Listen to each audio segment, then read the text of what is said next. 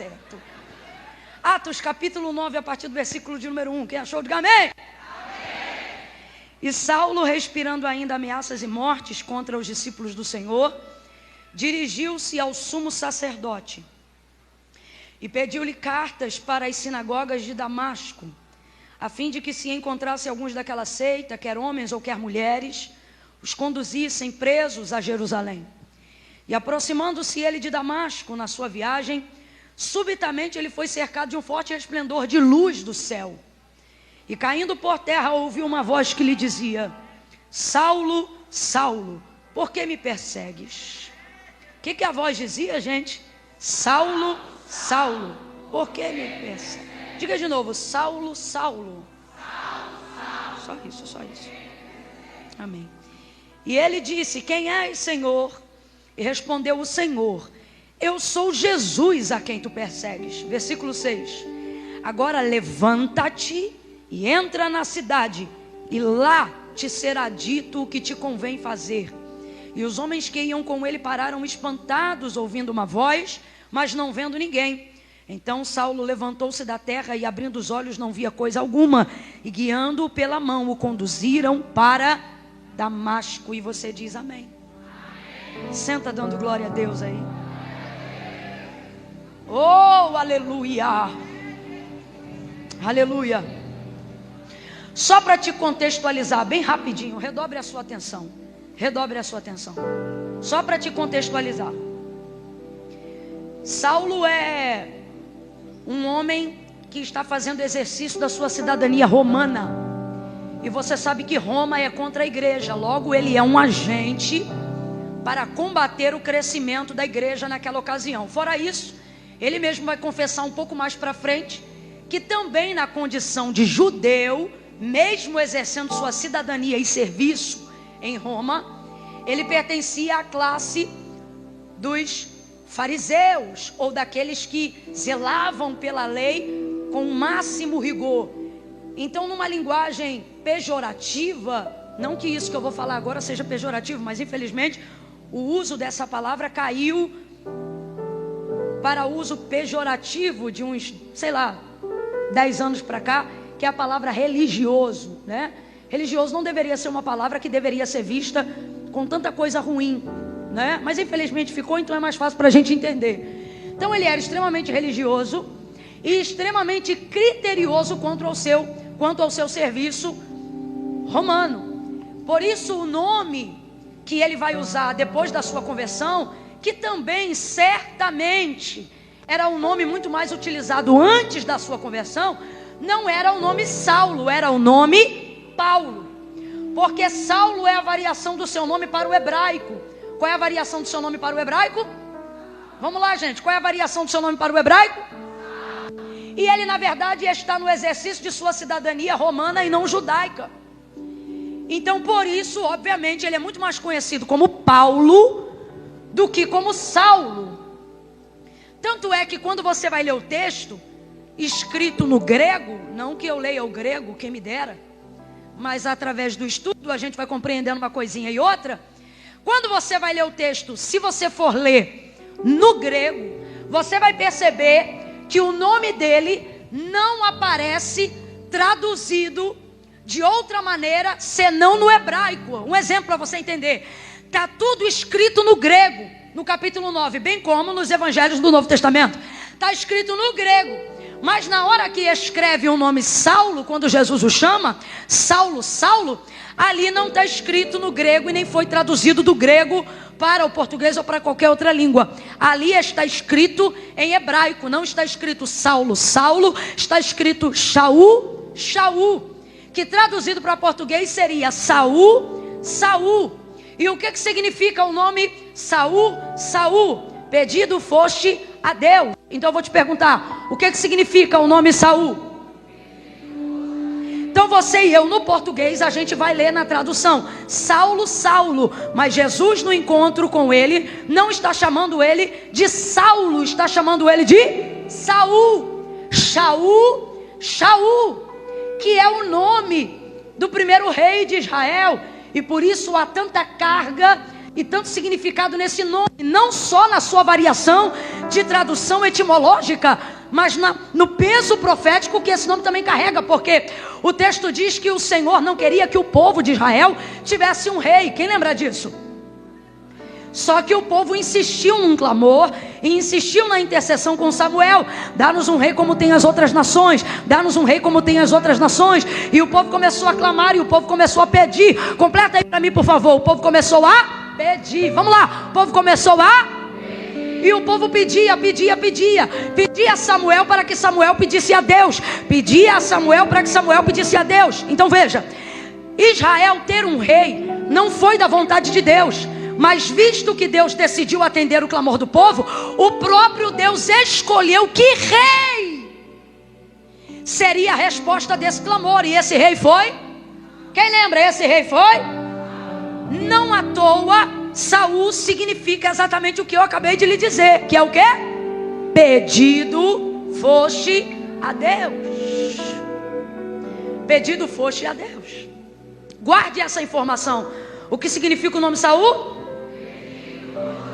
Então, quando Jesus não chama Paulo no caminho de Damasco, na sua conversão, pelo seu nome mais conhecido, que era Paulo, mas chama ele de Saulo, que é Saul, que é Shaul, Jesus está falando o que com ele naquele diálogo, através da interpretação do seu nome.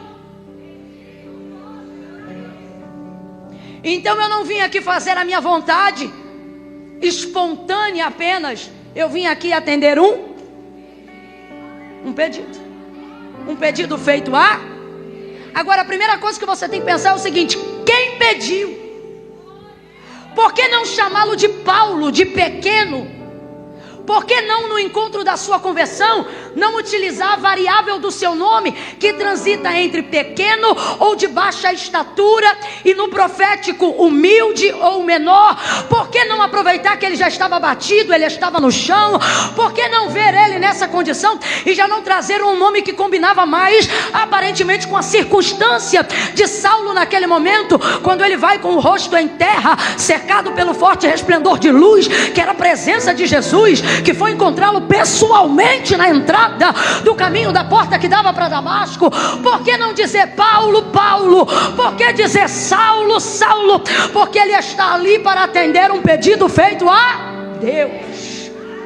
Agora a pergunta é: quem pediu? Catuca duas pessoas aí, pergunta: quem pediu? Quem é que pede? Quem é que faz um clamor desse, gente? Quem é Saulo? Ou quem é Paulo? Alguém que está na condição de um dos mais severos perseguidores e impedimentos da igreja. Olha como é que ele vai chegando no caminho de Damasco, respirando ainda ameaças e morte contra os discípulos do Senhor. Ele acreditava que o que nós chamamos de evangelho nada mais era do que uma seita daquela época. E ele, como alguém extremamente religioso, se achava empoderado do direito de arrebentar com essa seita. Então ele vai pedir cartas de autorização para entrar em Damasco. Veja, ele está tão focado na perseguição contra a igreja, que ele vai pedir cartas, porque ele não tinha jurisdição para entrar em Damasco, onde a obra crescia. É como se ele estivesse fazendo hora extra de graça para o Império Romano. Tão focado ele está naquela missão. E aí, dentro desse contexto, por que Deus não o chamaria, porque Jesus não o chamaria na variável do seu nome, que era o nome pelo qual os romanos também lhe chamavam, que não era Saulo, mas que era Paulo, porque esse é o nome de exercício da sua cidadania romana. Mas por que então o Senhor vem e diz: Shaul, Shaul, pedido foste a Deus? Ai, irmãos, essa colocação normalmente assusta a maioria das pessoas, principalmente se você já morou ou mora numa região de alto índice de violência. Se alguém chegar perto de você e falar assim: fulano está perdido, você já sabe o que isso significa. Ou você nasceu rico de berço e nunca entendeu essa linguagem. Rico de berço, glória a Deus. Eu sou do Rio de Janeiro, e se alguém chegar para você e falar: fulano, ciclano está perdido, é a mesma coisa de dizer: está perdido, perdeu a vida, alguém o jurou, alguém o pegará, ele pagará por algo que fez. Só que a maneira como o Senhor anuncia isso na conversão de Saulo no caminho de Damasco não é de uma maneira desesperançosa, mas é de uma maneira nova, que aponta para um novo caminho de vida. Deus está chamando ele por um nome que ele não era comumente chamado, por dois motivos. Primeiro, eu não estou te chamando pelo nome da tua reputação, eu estou te chamando pelo nome da tua origem. Eu conheço a tua essência. Todas as vezes que Deus for encontrar com você, todas as vezes que Ele quiser te dar um novo rumo e uma nova direção para a tua vida, a quantidade de seguidores do teu Instagram não vai impressionar Deus. A quantidade de métodos que você aprendeu para estabelecer contato, contratos, empresas, não vai impressionar Deus. Quando Deus chama um homem, Deus não visita a reputação desse homem, Deus visita seu caráter, Deus visita a sua essência. Depois de Pedro aparentemente já está totalmente convertido, Jesus vai repreendê-lo, porque percebe nele uma conduta que não combina com o caráter de quem será o primeiro apóstolo da igreja. E então Jesus, trazendo a revelação da sua entrega no Calvário, vai dizer como ele vai se entregar e como o Filho do Homem vai padecer. Nessa hora, Pedro, ao ouvir essas palavras, ele vai dizer: Senhor, não faça isso contigo mesmo. E aí o Senhor Jesus vai dizer para ele: para trás de mim, Satanás, tu que me serves de escândalo. O Senhor não está falando com Pedro, está falando com o diabo que usa ele naquele momento, porque para o Senhor a essência predomina mais do que aquilo que a boca quer dizer. Você se lembra de quando o Senhor mandou Samuel ir à casa de Jessé o belemita, dizendo para ele que dentre os seus filhos ele tinha um rei voltado para a aparência, lembrando-se de Saul. Samuel vai olhar para Abinadab, para Eliabe, para Samar, e ele vai pensar: certamente está diante de mim um ungido do Senhor. Mas a voz do Senhor vai bradar no coração de Samuel e vai dizer para ele: não te atente para a aparência, não olhe para a estatura, porque eu, o Senhor, não vejo como vê o homem. E se eu fosse você, eu já estava glorificando a Deus, porque nessa noite Deus colocou na minha boca uma palavra que é resposta para o teu ministério, uma palavra que é resposta para o teu chamado. E assim diz o Senhor: eu não estou consultando o teu currículo profissional, a quantidade de línguas que você sabe falar, tuas habilidades não me impressionam, teu status social não me impressiona, a quantidade de zeros que você tem na tua conta, ou o nível do saldo devedor que está na tua conta, não interfere no meu chamado. Eu, o Senhor, não me atento para a aparência, eu, o Senhor, não olho para aquilo que está em evidência, eu, o Senhor, olho o coração, a essência. A essência. Nessa noite o Espírito Santo de Deus está passando em revista.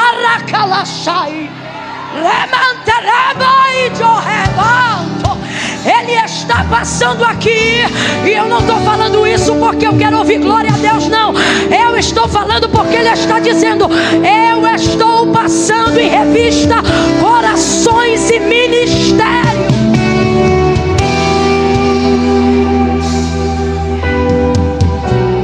Meu Deus, meu Deus. Chamou 2 vezes para despertá-lo. Poderia ter dito: Saulo, por que me persegues apenas uma vez? Mas chamou 2. Chamou quantas vezes? Bora, chamou quantas vezes? Faz-me lembrar quando ele entrou na casa de Lázaro e Marta estava distraída em muitos serviços, lembra? E ele poderia ter dito: Marta, você está cansada em muitos serviços, mas ele não diz isso. Ele diz: Marta, Marta, 2 vezes.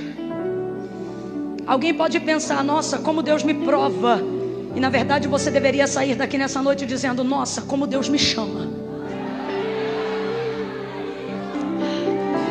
como Ele insiste.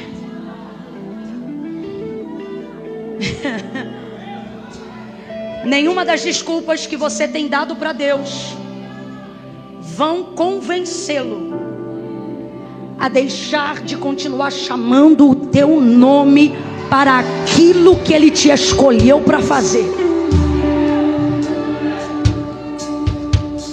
Pedido foste a Deus. Quem eu vejo pedindo aqui? Quem eu vejo pedindo aqui? Não está no texto de Atos 9, mas eu vejo na Bíblia. Eu vejo a igreja clamando por Saulo, por Paulo. Por que, Camila, que você vê a igreja? Porque os últimos apóstolos, ou os fundadores da igreja primitiva, foram aqueles que caminharam ao lado do próprio Senhor Jesus. Foi uma mentoria direta. E o que Jesus ensinava para eles? Jesus não ensinava a revidar, mas a resistir. Você não vai ver Jesus dizendo: acabe com seus inimigos, destrua seus inimigos, mate os seus inimigos. Não, o que você vai ouvir Jesus ensinar a esses discípulos que se tornariam a futura igreja dele aqui na terra é: se te baterem um lado, dá um soco nele. Foi isso, gente, que Jesus ensinou? Se te ferir de um lado da face, oferece a outra. Oferece a outra. Oferece a outra. É muito difícil isso, gente. Oferece a outra. Aí ele vai ensinar essa igreja a orar. E na hora de ensinar essa igreja a orar, ele não ensina essa igreja a subir monte, bater pé no chão e dizer: dá de espada neles. Ele não ensina essa igreja a entrar para dentro do quarto e marchar e dar ordem em anjo, como se anjo obedecesse oração. Deus, vai lá e desfaz. Ele dará ordem aos anjos ao vosso respeito. Você não manda em anjo. Eu não mando em anjo. E ele não ensinou nada disso. Olha o que ele ensinou. Quando vocês forem orar, orem assim pelos vossos inimigos. Ele disse: amai os vossos inimigos, intercedam por aqueles que vos perseguem. Pastor Hernani Santos tem uma frase que eu amo. Ele diz o seguinte no livro Corações Profundos, Revelações Profundas. Ele diz o seguinte: é impossível você ficar com raiva de quem você ora. E eu fiz o teste e é verdade. É impossível você nutrir ódio, mágoa, ressentimento de quem você torna alvo da tua súplica. Rapaz, é uma parada tão doida, tão doida, tão doida, que tu começa orando com ódio, tu começa orando com raiva, no final tu tá com compaixão do miserável, achando que ele merece mais do que você, da bondade, da misericórdia de Deus. O Espírito Santo te envolve numa súplica, e quando você vê o ódio, não tem mais, a mágoa não tem mais. Guarde isso, se você não gravar mais nada do que eu vou falar daqui para frente. É impossível você sentir raiva de quem é alvo da sua oração. Então, é uma orientação de Jesus. Ele disse: orai por aqueles que vos perseguem. Paulo era o que, gente? Ele era o que, gente? Abre essa boca em nome de Jesus. Ele era o que? Então você consegue imaginar essa igreja que foi discipulada por Jesus, esses pastores, esses apóstolos, esses ministros que foram discipulados e mentorados pelo próprio Filho de Deus em pessoa. Você consegue imaginar eles fazendo reuniões e dizendo: Jesus, vai lá, mata ele. Vocês conseguem imaginar isso? Alguém aqui consegue imaginar tamanha loucura? Você acha que esta igreja, quando se reúne para orar, levando em consideração a perseguição da igreja, você acha que eles estão orando pelos perseguidores, pedindo Deus para matar, pedindo Deus para destruir? Você acha que alguém como Pedro, que negou a Jesus 3 vezes, está orando, pedindo Deus para destruir quem está perseguindo a igreja? Alguém que foi alvo da misericórdia, alguém que foi alvo da segunda chance, muitas vezes, através da intercessão no chamado, encontramos um caminho mais rápido pedindo Deus para matar, encontramos um caminho mais rápido pedindo Deus para destruir. E por que esse caminho nos parece mais rápido? Porque esquecemos da misericórdia que Deus exerceu sobre nós. Camila, eu não estou entendendo. Vai entender agora que eu vou falar rasgado. Você só acha muito difícil Deus quebrantar um coração de alguém que tenta te destruir, levantar a vida de alguém que faz de tudo para te abater, porque você esqueceu-se do quão misericordioso Deus foi na tua redenção. Você esqueceu-se do quão grandioso Deus foi quando decidiu perdoar os teus pecados. Porque um pecador arrependido de verdade, quando ele tem consciência do que Deus o salvou, de onde Deus o tirou, da mentira, do engano, do abandono, da pornografia, da palavra pesada, torpe, ele não acredita que nada seja impossível para o Senhor. Então, ao invés de orar e dizer mata, ele diz prepara e converte. Se tu fizeste comigo, tu pode fazer com qualquer um na minha casa. Se tu fizeste comigo, nada é impossível para o Senhor fazer na minha família. Levanta a tua mão que eu estou sentindo graça de Deus. Receba súplica, receba poder para interceder, não para escolher o caminho mais rápido da morte, mas para escolher o caminho que vale a pena, o caminho da vida.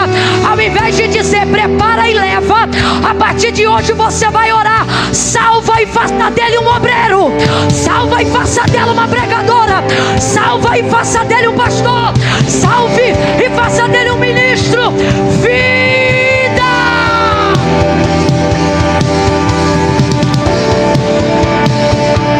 Os caminhos e as palavras do Senhor são palavras de vida e não de morte. Eu não posso aqui imaginar que a igreja está orando para Deus matar aqueles que a perseguem. E por que eu não posso imaginar isso? Porque não foi isso que o mentor dela ensinou para ela. Não foi isso que Jesus disse àqueles que pastoreariam o seu rebanho. Ele disse: amai os que vos odeiam, orai por aqueles que vos... Você não ostenta poder de Deus pedindo para Deus matar. Você manifesta poder de Deus pedindo para Ele ter misericórdia, para que Ele alcance outras vidas como alcançou você. Então, por mais que ele fosse chamado de Paulo naquele dia, Jesus vai chamá-lo de... Que significa pedido foste? Porque eu imagino, e agora sou eu que estou dizendo, que o clamor da igreja não era mata, mas era salva. Salva. Eu acredito numa igreja que orava até por César. Eu acredito em uma igreja tão piedosa que orava até para que Roma fosse alcançada. Eu acredito que uma igreja empoderada de verdade, e um homem e uma mulher que foi chamado por Deus para exercer um ministério com verdade, ele não usa o seu poder para destruir, mas para edificar. Saul, pedido foste a Deus, pedido foste a Deus. Agora, Camila, eu estou vivendo uma situação, irmãos, eu não planejei pregar isso que eu estou pregando agora, acredita? Não planejei. Mas é noite de resposta para intercessores aqui nessa noite. Para gente que precisa aprender a usar a unção que Deus deu, a direção que Deus está dando. Mas Camila, como eu vou pedir por alguém que não quer ser pedido? Só que você não pede para quem precisa ser pedido, você pede para quem tem autoridade para receber pedido. Mateus capítulo 15, versículo de número 21 e diante, o texto vai narrar a história de uma mulher cananeia que, sabendo que Jesus ia passar pelas cercanias de Tiro e Sidom, saiu correndo atrás dele. E o texto diz assim: gritando pelas cercanias, ela clamava: Senhor, filho de Davi, tem misericórdia de mim, que minha filha está miseravelmente endemoniada. Senhor, e ela gritava sem parar. E os discípulos começaram a ficar constrangidos, porque o texto revela que Jesus queria passar em secreto naquele lugar. Só que essa mulher gritava: Senhor, filho de Davi, tem misericórdia de mim. E eu queria que você desse atenção ao clamor dela. Veja, ela não diz: Senhor, tem misericórdia da minha filha. Mas ela foi lá buscar pela filha, porque quem estava endemoniada? A filha. E você conviver com uma pessoa sobre posse e domínio completo de demônios é a mesma coisa que conviver com a morte, com perigo diário. Então ela queria viver essa libertação. Através da libertação da filha dela, ela também ficaria livre, porque nem todos os demônios prendem você. Às vezes a única maneira de prender você é prendendo quem você ama. Então ela clamava. Agora quem clamava era ela, não era a filha, porque a filha estava endemoninhada. Quem ainda está comigo, diga amém. Amém. Responda com inteligência. O Senhor responde clamor de endemoniado? Gente possessa por demônios ora? Gente com a mente cauterizada pelo erro ou pelo pecado, ela faz intercessão para Deus? Não. Então mais uma vez, Jesus tem compromisso com o demônio? Não. Então ela está lá pela filha, mas não é a filha que clama, é a mãe. Como ela sabe que a atenção do Senhor não é para o alvo da nossa busca, mas é para quem busca?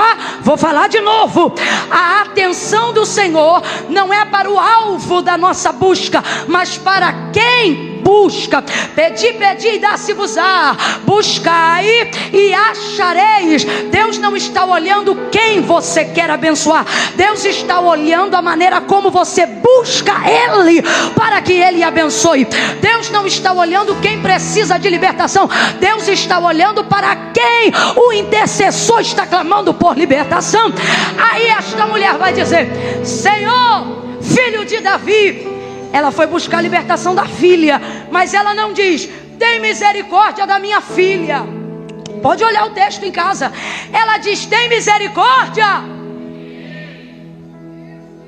de mim, que minha filha está miseravelmente endemoniada. Então o que ela está dizendo? Senhor, tem misericórdia é de mim. E como é que eu estou pedindo para o Senhor manifestar que tem misericórdia de mim? A minha intercessão é que se tu tiveres misericórdia de mim, tu vai libertar ela. Se tu tiver misericórdia de mim, tu vai alcançar ela.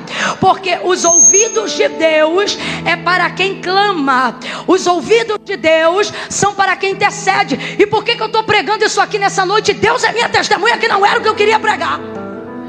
Porque Deus está dizendo: você não está sabendo usar a chave que eu te dei. Seu chamado está vivendo um nível de engessamento. Sua unção não está manifestando toda a libertação que ela poderia. Porque você olha para quem precisa e diz: fulano não vai querer Deus nunca, ciclano não vai aceitar Jesus nunca, o outro não vai largar a cachaça nunca. Você fica dizendo: Deus olha para ele, Deus olha para ela. E Deus está dizendo: eu não olho para quem está de costas para mim, eu olho para quem está diante de mim. Então você deveria estar clamando e estar dizendo: olha para mim, tem misericórdia de mim, porque eu sou tua serva. Eu vim no culto, ouça, eu ofertei, eu estou diante da tua presença. Eu vim aqui te clamar por aquilo que me aflige. Eu vim aqui te buscar por aquilo que me incomoda. Filho de Davi, tem misericórdia de mim. Ela clamava e não parava. Filho de Davi, tem misericórdia de mim. Bata no teu peito e diga: de mim. Diga: de mim. Meu Deus.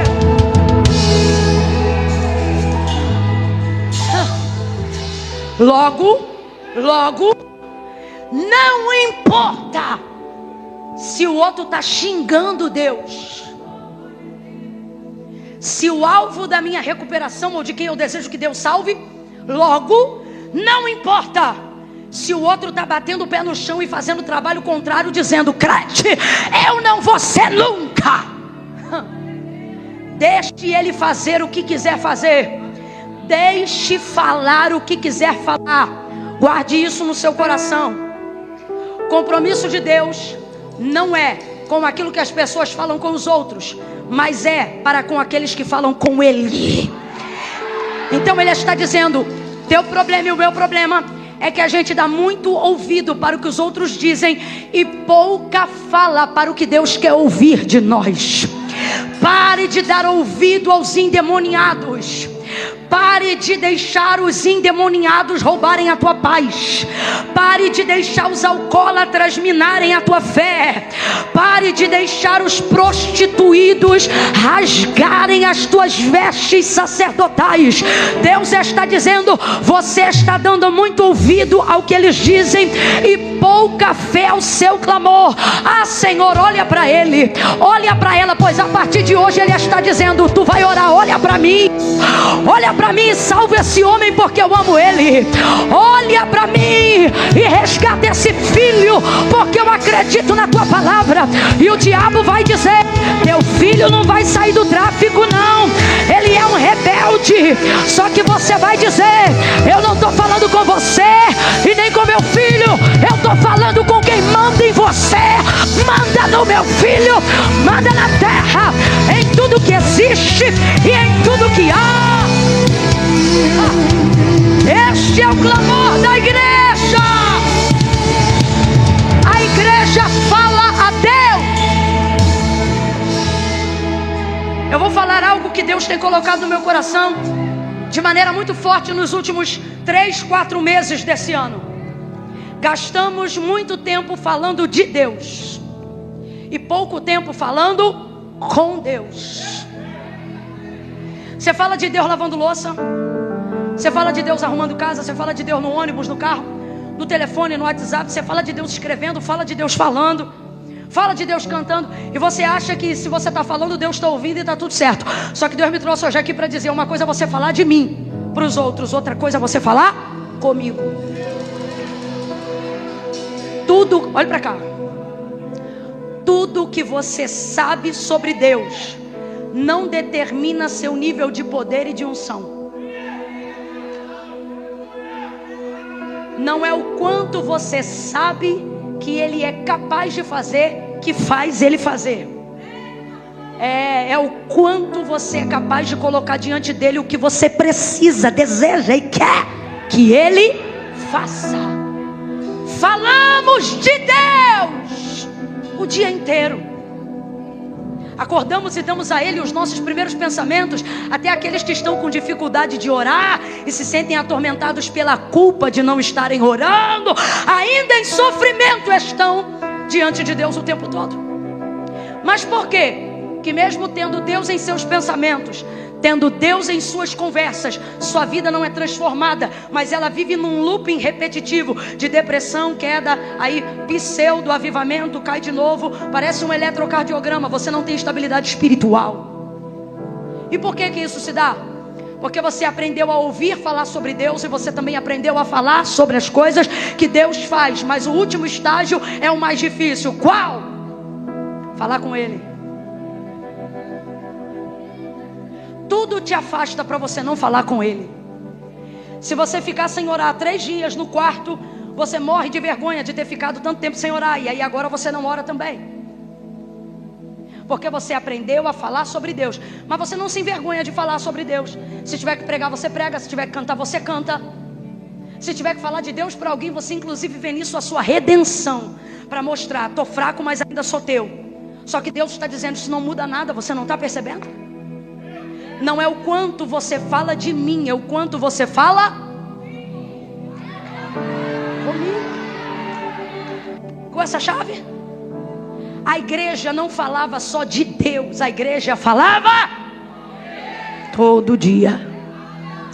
O texto não diz que eles se reuniam para cantar. O texto não diz, pode olhar Atos dos Apóstolos capítulo 2, o texto não diz que eles se reuniam para louvar. O texto não diz que eles se reuniam para pregar. O texto diz que eles se reuniam para orar. Essa sempre foi a primazia da igreja. Nossa liturgia não foi inventada sem base bíblica. Tudo que os crentes vão fazer, ou o que eles não sabem se farão, começa sempre com oração. Eu sou de um tempo que não se mudava de casa sem orar.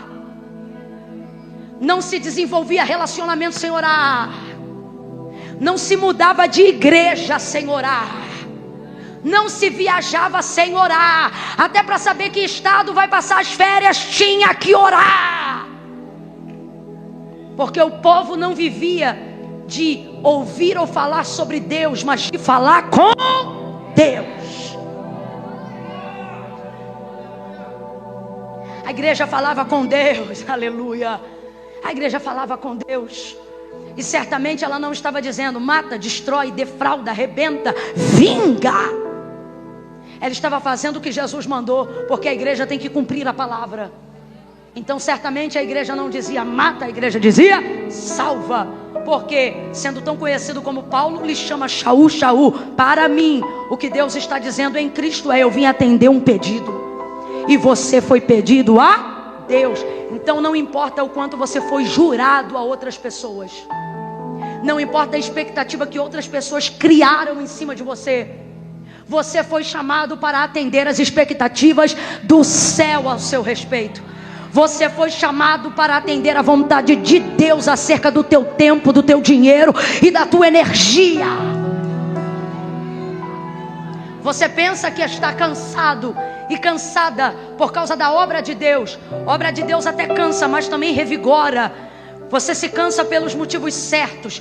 Normalmente o cansaço desumano e sobrenatural que nós estamos sentindo não é por ter capinado um quintal, batido uma laje ou entrado na escala de trabalho de limpeza da igreja.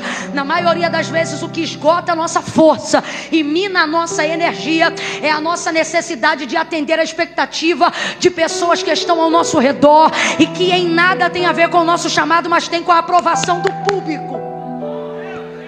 É isso que está te esmagando. É isso que muitas vezes esmaga o meu chamado.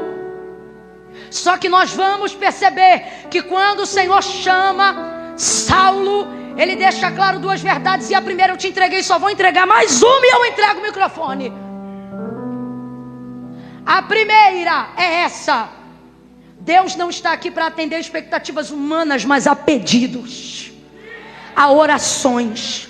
Camila, o que Deus tem para fazer na minha vida, profeta nenhum vai revelar aquilo que só em oração você pode falar com Deus. Busque a Deus, fale com Deus, seu chamado será descortinado. A missão de Deus para a sua vida será descortinada. Eu vou falar rasgado, ainda nesse primeiro ponto. Pare de terceirizar a leitura da palavra. Pare de terceirizar a ministração da palavra. Até para falar de Deus a gente fala errado. E por quê? Porque a gente está terceirizando o privilégio de falar com Deus pessoalmente. Você acredita mais na oração que fazem por você do que nas orações que você deveria estar fazendo diante de Deus. Por que que isso está acontecendo? Porque você está sendo consumido. E é uma noite de despertamento. Você está sendo consumido, consumida pela expectativa alheia. Com todo respeito, mas eu vou dizer: você está achando que chamado e exercício de chamado é corresponder a algoritmo social. Mano, você não é um algoritmo social. Você não anda pela medida dos métodos, você anda pela medida da fé. Deus não dá métodos, Deus tem homens e mulheres que falam com Ele. Você tem andado desesperado, angustiado, angustiada. Deus, parece que eu não estou fazendo as coisas certas. Parece que eu não estou fazendo a sua vontade. E parece porque não está mesmo. Porque você acha que a aprovação de Deus está na aprovação dos homens. Irmãos, se a gente soubesse a quantidade de gente que tem sucesso, mas que não passa, como eu ouvi de um amigo esses dias, de fracassados bem pagos. Por quê? Porque não está entendendo a necessidade de voltar a falar com Deus. Se você é crente e não está falando com Deus, você está afastado.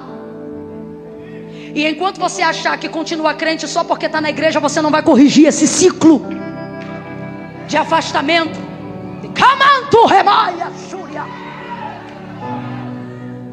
Vou falar como Deus está mandando.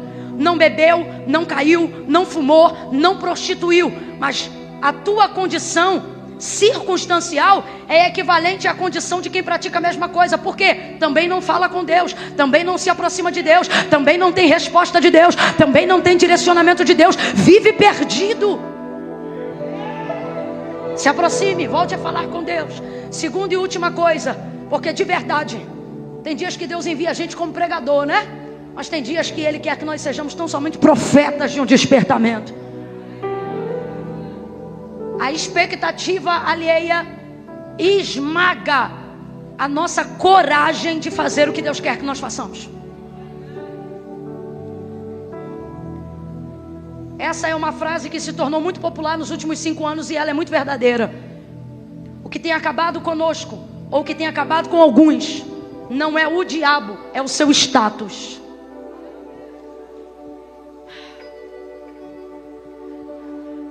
Seu medo de ser desaprovado pelos homens, de não fecharem mais contratos com você, de não te convidarem mais para as festas de final de ano, de você não receber a promoção que já estava às vésperas de que fosse você a pessoa a receber tal promoção. Pastor Eduardo pregando sobre Herodes e o Senhor dizendo: repreenda até o final desse culto o espírito de Herodes. A expectativa alheia, a pressão vizinha tem feito com que nós saiamos da direção que Deus nos deu, porque começamos a caminhar como uma multidão em busca de resultados. Em busca de resultados. Olha o que vai acontecer com Saulo e eu encerro. Pedido foste a Deus: Saulo, Saulo, por que me persegues? Quem és, Senhor? Eu sou Jesus a quem tu persegues. Duro será para te recalcitrar contra os meus aguilhões. Irmãos, no chamado, fugir da vontade de Deus dá mais trabalho do que se subordinar. O cansaço e o esgotamento que a gente sente, o nível de abalo psíquico e emocional que a gente atravessa, tem esmagado até o nosso físico, fibromialgia e tantas dores. E você diz: ah, é por causa da obra. E Deus me trouxe hoje aqui para dizer: não, é por causa da fuga. Você está pegando a energia que Deus te deu, a direção que Deus te deu, o chamado que Deus te deu, e de vez ir para cima de cabeça e se cansar pelos motivos certos, você usa toda essa energia para fugir para um lugar seguro. E que lugar seguro é esse? Normalmente um lugar seguro é onde Deus não está. Por que, Camila? O lugar que Deus fornece não é de segurança? Irmão, viver de fé é aceitar risco. Se a nossa vida hoje está num ponto que não nos oferece risco algum por decidirmos fazer a vontade de Deus, é sinal que estamos fora do centro da vontade de Deus. O centro da vontade de Deus é um lugar que te instiga, é um lugar que te leva, te impele a orar para receber providência. Mas estamos tão distantes da nossa comunhão com Deus que preferimos estar num lugar onde não tenhamos que depender de falar com Deus para receber, porque sabemos que nossa vida espiritual não está sustentando o chamado. Então você foge em rota de fuga e não de colisão com os homens. Você foge. Foge da sua unção, foge do seu chamado, foge dos maiores testemunhos que era para você estar contando no mês de setembro. Eu vou falar como Deus está mandando. Você está entediado, você está entediada, e você diz: é porque não acontece nada em Barreiras. E o Senhor está dizendo: não, é porque não acontece nada no nosso relacionamento. É por isso que você está entediado.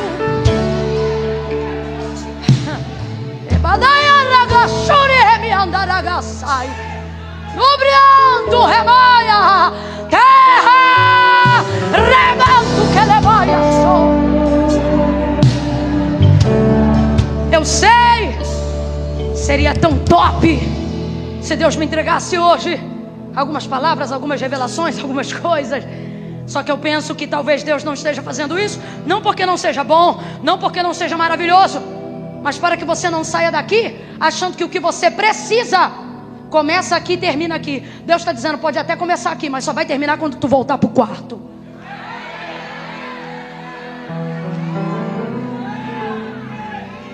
A expectativa, o status, a pressão, o lugar seguro e etc, etc, etc.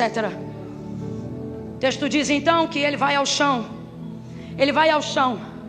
Porque quando Deus te visita na essência e te chama, não pelo nome que o mundo te deu, mas pelo nome que a tua essência carrega, você não vai ao céu, você vai ao chão. Agora, encontrar-se com Deus provoca isso. Você entra indo ao chão. Mas como é que foi que Saulo saiu? O Senhor lhe disse: levanta-te. Aleluia, aleluia, aleluia. Oh, aleluia. Eu estou sentindo uma graça de Deus tão grande aqui. Deus está dizendo assim: o medo que você tem de mim e do que eu vou fazer vai se provar quando você me encontrar.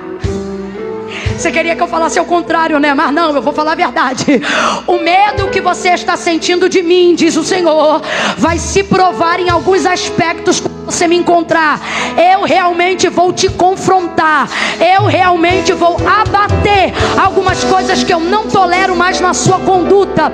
Eu realmente vou frear alguns projetos que você iniciou, mas que eu nunca aprovei. E isso pode vir a te abalar financeiramente, relacionalmente, pessoalmente, emocionalmente. Mas Deus está dizendo: tu vai se curvar diante de mim, mas eu te coloco de pé antes de te enviar, e tu não vai cair nunca mais. Deus disse para ele: levanta, levanta, levanta, levanta e entra na cidade, porque lá te será dito o que te convém fazer. Ele está dizendo: nunca mais tu vai ficar perdido. Tu vai levantar e vai saber o que tem que fazer. Vai levantar e vai saber onde tem que entrar. Vai levantar e vai saber aonde você tem que ir. Eu vou te dar uma direção que te leva.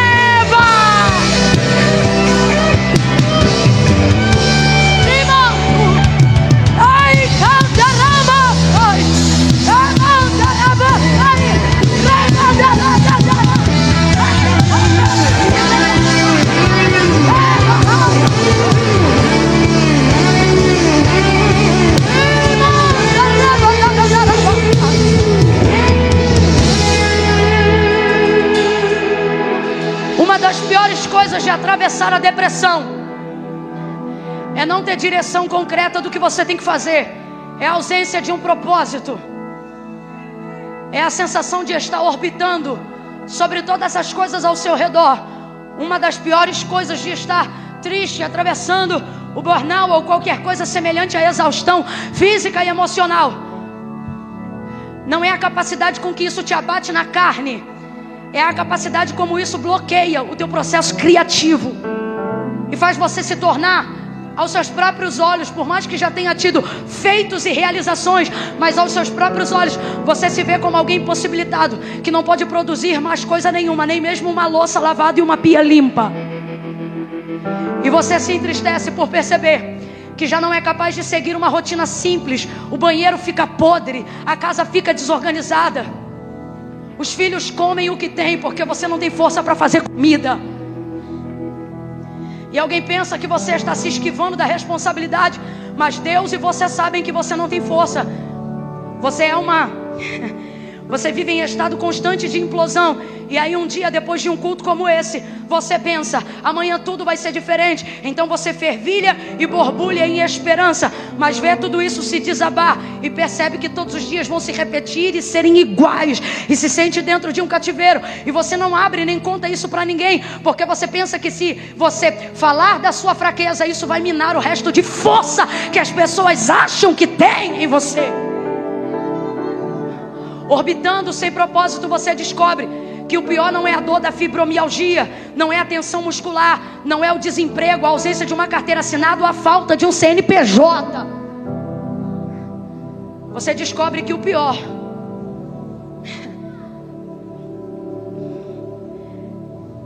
é perceber que você tem possibilidades, mas não tem direção.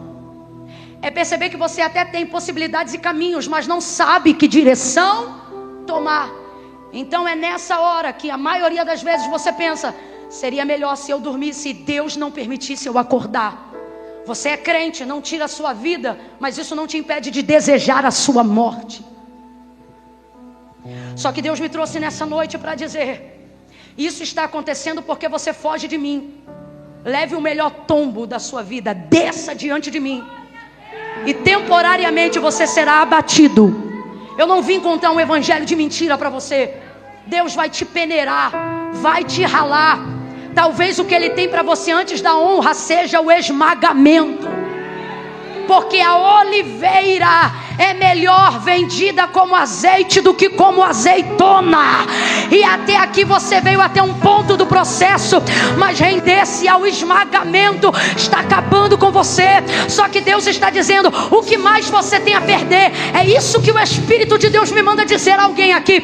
O que mais você tem a perder? E eu vou dizer: o status. E é por isso que você não se rende, para que seus filhos não vejam como você está, que seu marido não veja como você está, para que o seu orgulho não veja como você está. Só que o Senhor está dizendo para mim e para você: humilhai-vos debaixo da potente mão do Senhor, e ao seu tempo Ele vos exaltará. Eu não programei dizer isso, mas Deus está mandando eu dizer. Diga para o irmão que está do seu lado: é a primeira vez que eu estou te pedindo para fazer isso. Diga para ele: até aqui. Grita para ele, diga: até aqui você foi azeitona, agora você será azeite. Diga: até aqui. Diga: até aqui você foi uva, mas agora você será vinho. Deixa ele esmagar, desça diante dele, te humilhe diante dele.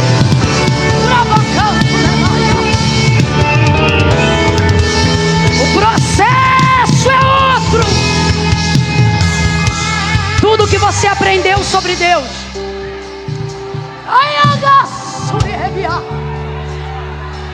tudo que você conheceu sobre Deus até hoje, te trouxe até aqui. Olhe para mim, olhe para mim, olhe para mim.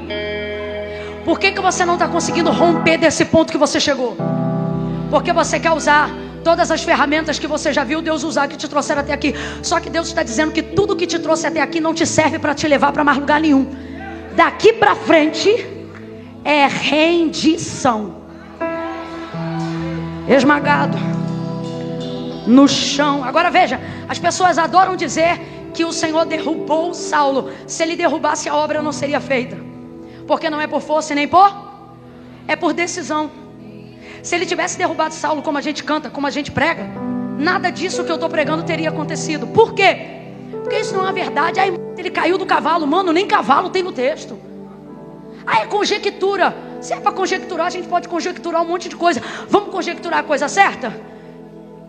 Cercado por um forte esplendor de luz do céu, prostrado disse: quem és, Senhor? Ah, mas o texto diz que caiu. Porque é a maneira que foi traduzida para desceu depressa. É a mesma colocação dita para Maria quando se dobrou ao joelho dele, que dava-se aos pés de Jesus. Seria a mesma expressão de Atos 9. Aí você diz assim: Camilo, eu ainda tenho minhas dúvidas. Então vamos acabar com as tuas dúvidas agora. O texto diz que ele é um soldado. Ele caiu de joelho dobrado, mão espalmada no chão. Isso é sinal de rendir? Será que um soldado não sabe qual é a posição de rendição diante de alguém que é maior do que ele? Segunda coisa, ele não descobriu saber quem era para se render depois. Ele sabia que quem estava diante dele era maior do que tudo aquilo que ele já conhecia. E isso era o suficiente para levar ele para a rendição. Você não tem que esperar terminar de ler a Bíblia toda para se lançar no chamado, não, filho. Se você reconhece que tudo que te moveu até aqui é maior do que você, renda-se hoje. Renda-se agora mesmo. Em posição de rendição. Ele começa, mas de pé ele termina. E a Bíblia diz que melhor é o fim das coisas do que o início delas. Você está preocupado e com medo de completar esse processo de dor. Porque é dolorido, irmão. Admitir nossa fraqueza é dolorido. Você está com medo de entrar nesse processo de reformulação da sua vida espiritual. porque Ele começa te botando no chão. Mas o que Deus nos trouxe nessa noite, e quem tem ouvidos, o que Ele está dizendo é: você entra diante de mim caído, mas sai de diante de mim de pé e com uma direção. Para os que estão atravessando momentos difíceis, psicossomáticos, psicológicos, a palavra que Deus colocou no meu coração para fechar esse momento é: depois que você se render, você vai abrir os olhos e não vai ter vontade de ficar mais 10 minutos na cama.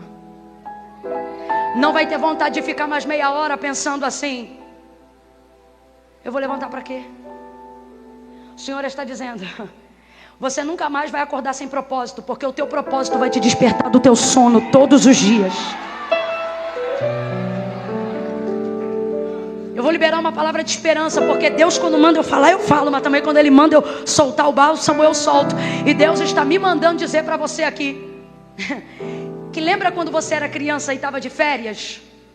E você tinha ansiedade de não dormir para aproveitar o máximo do dia e acordar primeiro que... Gente, eu me lembro, eu com 5, 6 anos de idade, indo na cama dos meus pais e fazendo assim no olho da minha mãe e do meu pai, dizendo: acorda, já é dia. Porque a minha vontade era de viver aquele dia, porque eu estava de férias. Deus está dizendo: e se eu te disser que ainda antes que esse ano termine, se você se render ao processo, ao clamor, você vai voltar no espírito a ser como aquela criança que, ao invés de acordar arrastando o pé e dizendo mais um dia, você vai levantar e vai animar a casa inteira a levantar também para viver o propósito do chamado do Senhor.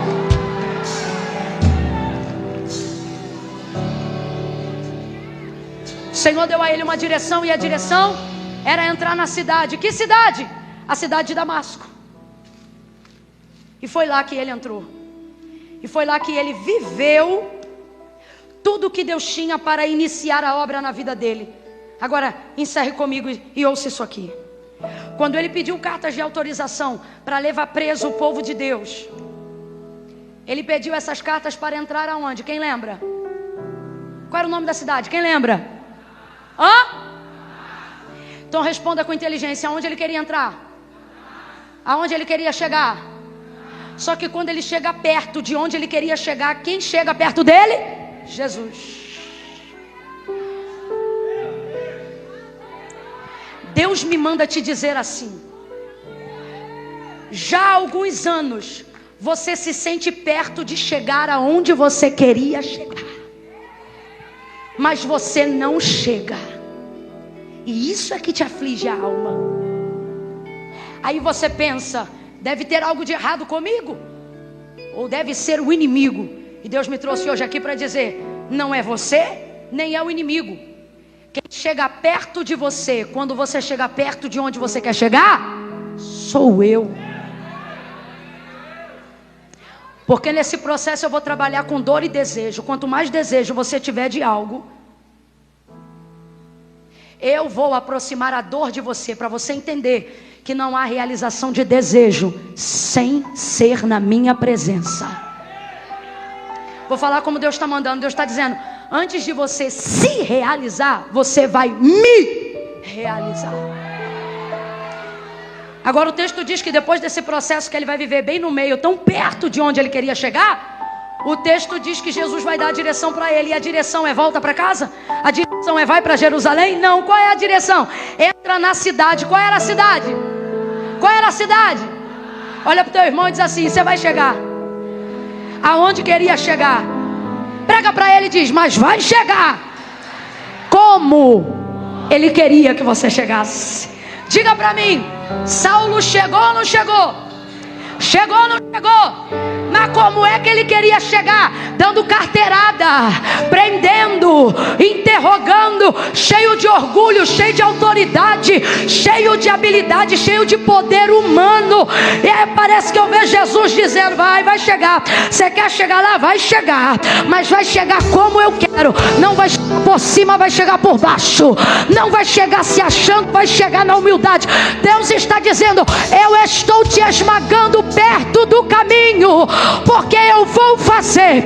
Você vai chegar, você vai chegar aonde você planejou chegar, mas chegará como eu planejei que você chegasse. Vai chegar do meu jeito, vai chegar do meu jeito, vai chegar como o temperamento que eu vou trabalhar, vai chegar como o jeito que eu vou trabalhar em você. Quem acredita no trabalhar de Deus, quem tem coragem de se submeter a Ele, dá um salto dessa cadeira. Você vai chegar, vai chegar. Meu Deus, esse grito está na boca. Assim diz o Senhor: você vai chegar, vai chegar, você vai chegar lá.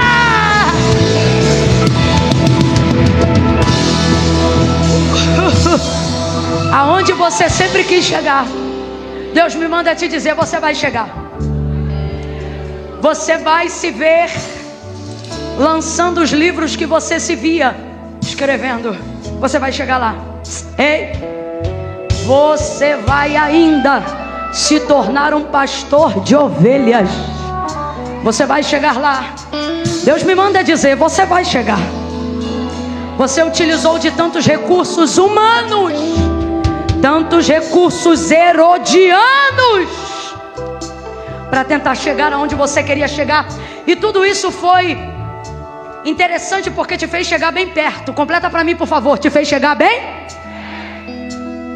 Só que isso foi também o que te deixou doente. Porque pior do que saber que você não pode chegar é saber que você pode chegar, mas não.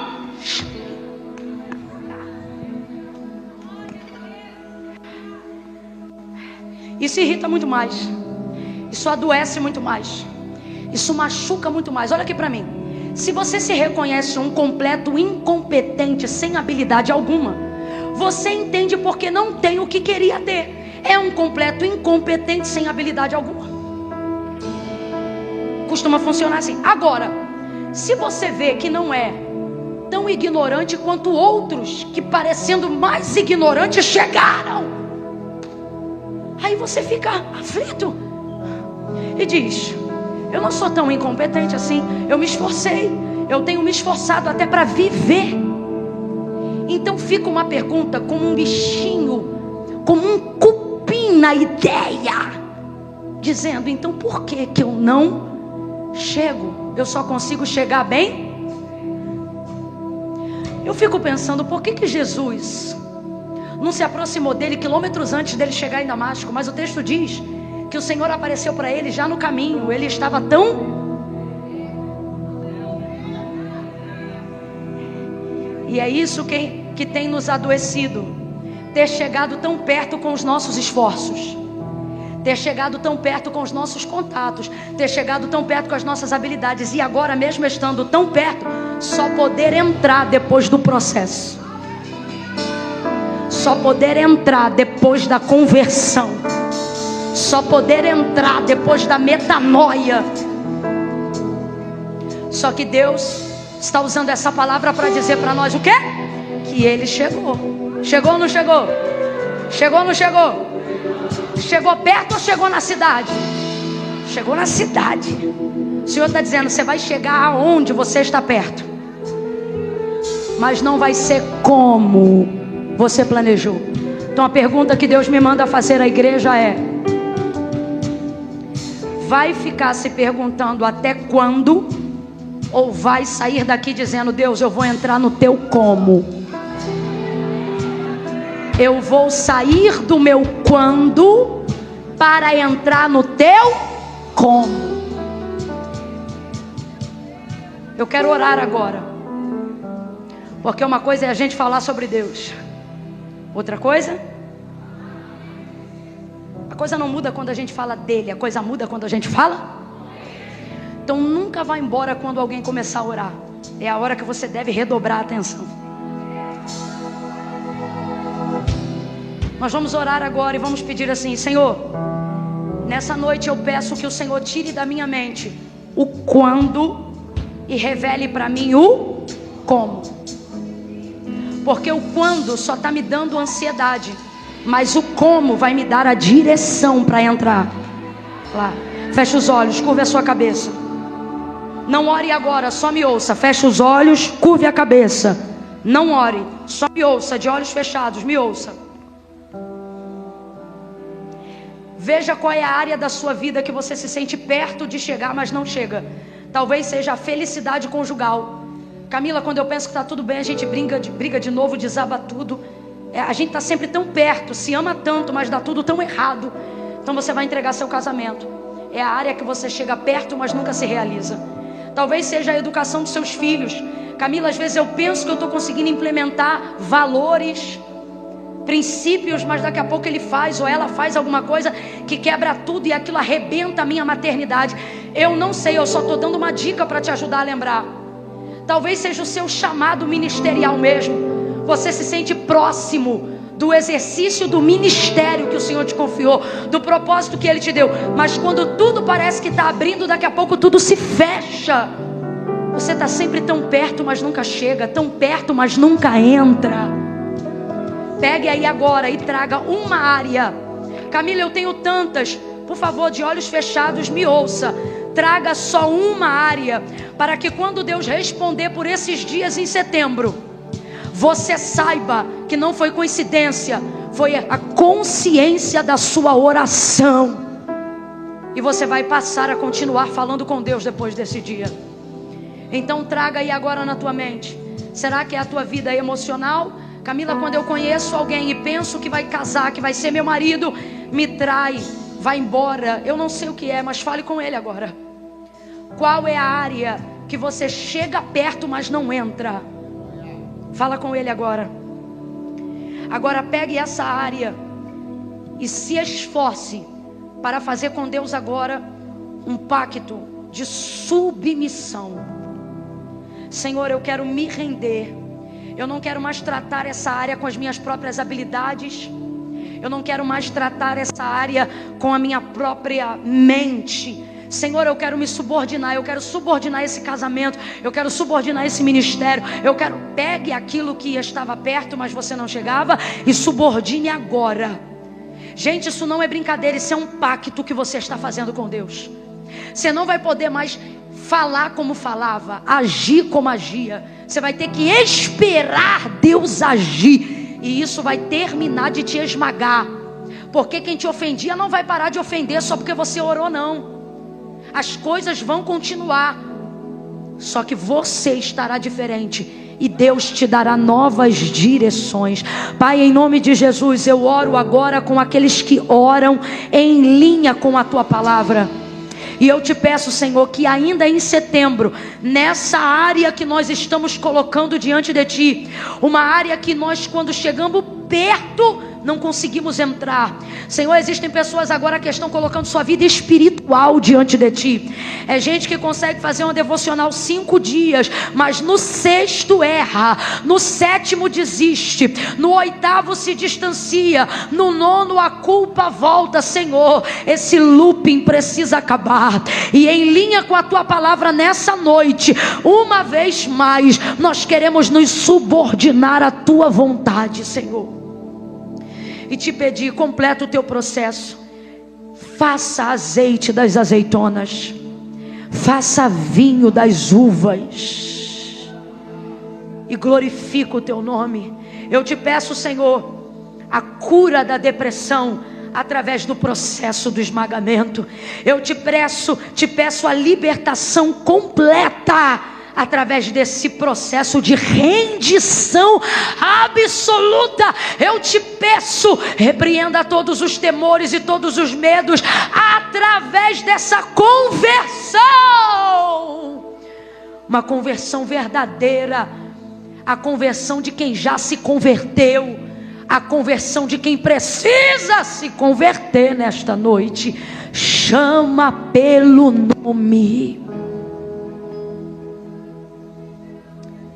E que ainda antes desse ano acabar, o Senhor ouça a nossa oração, que será: cheguei. aonde eu queria, como Deus queria. E Baragaçu, renova a esperança nessa noite. Renova a esperança e faz essa pessoa entender que ela chegou perto demais para desistir, perto demais para voltar atrás, perto demais para abrir mão desse sonho. Coloca ele dentro da cidade, coloca ela dentro da cidade, coloca os pés dele como tu colocaste os pés de Abraão em Canaã, coloca os pés dela dentro da geografia da sua realização, Senhor. Essa é a nossa oração, em nome de Jesus. Quem concorda, diga. Levante a sua cabeça.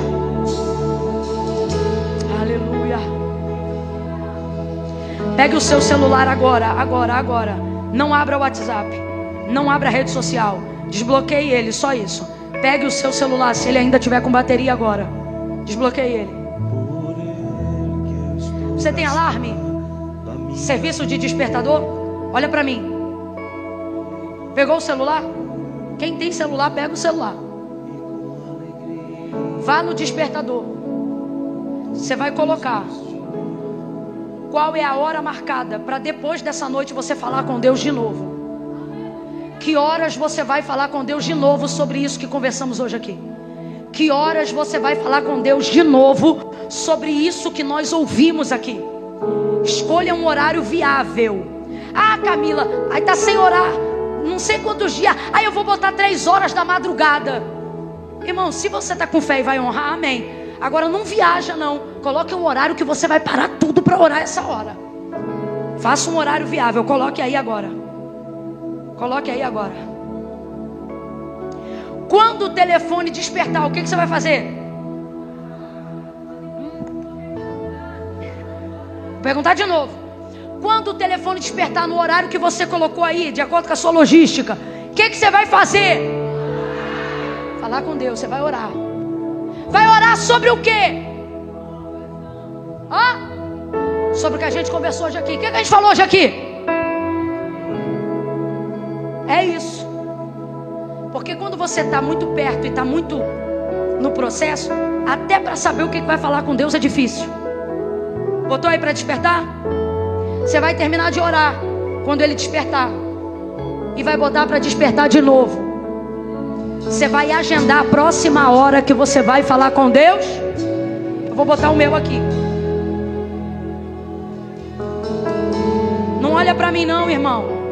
Se você tem celular e ainda não botou o despertador, bota, sabe por quê?